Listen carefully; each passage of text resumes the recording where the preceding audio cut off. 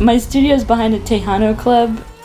I share the space with 5 people, one of which is Will, who's the guitarist for the Pillow Queens. The other is Max, who makes videos and who I collaborate with a lot. There's a bigger space that we use for bands and for bigger projects like movies and videos. And then there's 4 smaller rooms in the back. Mine is one of them. It's just kind of awkward because it's like mine juts out into the intersection of 2 that are not our space. And one of those spaces is the Texas Roller Girls, and the other space is a venue for ravers. So it's blaringly loud, to say the least.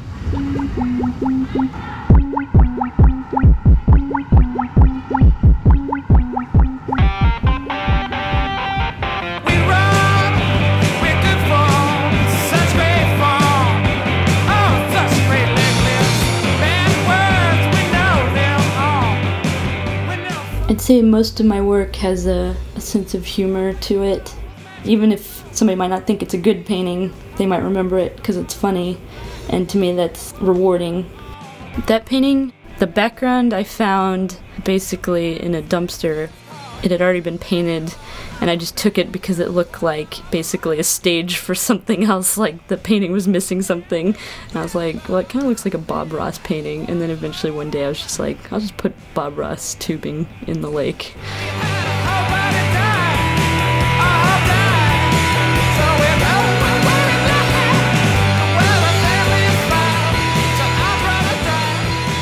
I get frustrated just painting flat canvas because I end up wanting to like stick, you know, fabric on it or stick anything on it.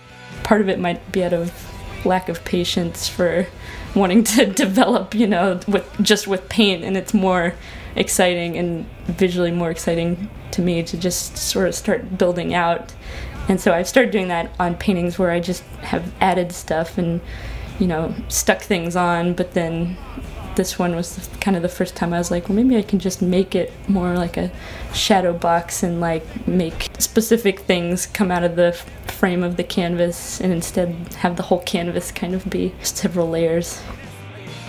I usually work from photographs that I've taken myself. The pink bathroom shadow box of Will came from this photograph that I took when me and Will and Max went to go paint Will's grandparents' house in Pecos, Texas. There was this pink bathroom that used to be his mom's. It had pink shag carpet and pink walls, and so we decided it'd be funny to have a photo shoot. Will did this one of him lying down naked in the rug. He told me that I should not show it to anybody, so I immediately made a painting of it. My day job is I work for a greeting card company that makes handmade greeting cards. I'm the person who puts the handmade greeting cards together. It's filled with like confetti and trinkets, like charms and buttons and stuff. Like the birthday one will be like, Mr. Birthday, and it has like a cake charm, and then like star confetti and like a present button. I would say it's a fun assembly line. For Monofonus Press, I did the front and back cover of the Pillow Queen CD, and all the kind of text I made with puff paint. Then I did the front and back cover and illustrations for Karen Davison's story, Clear Violet.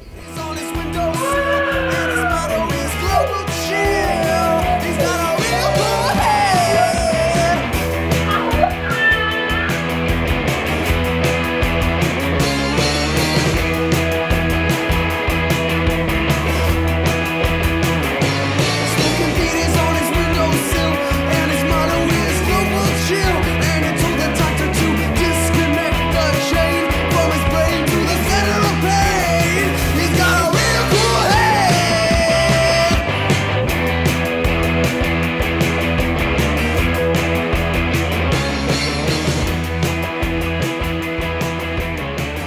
I've also acted in several of Max's videos. One is a recreation of a dance routine that I did when I was 8 years old that I won first place for. I've collaborated with Max on a lot of videos, and we often show our work together. Vittles came up to me and said, "Where you been?" I said, "Vittles, you're a dog. I can't tell a dog everything." Crazy.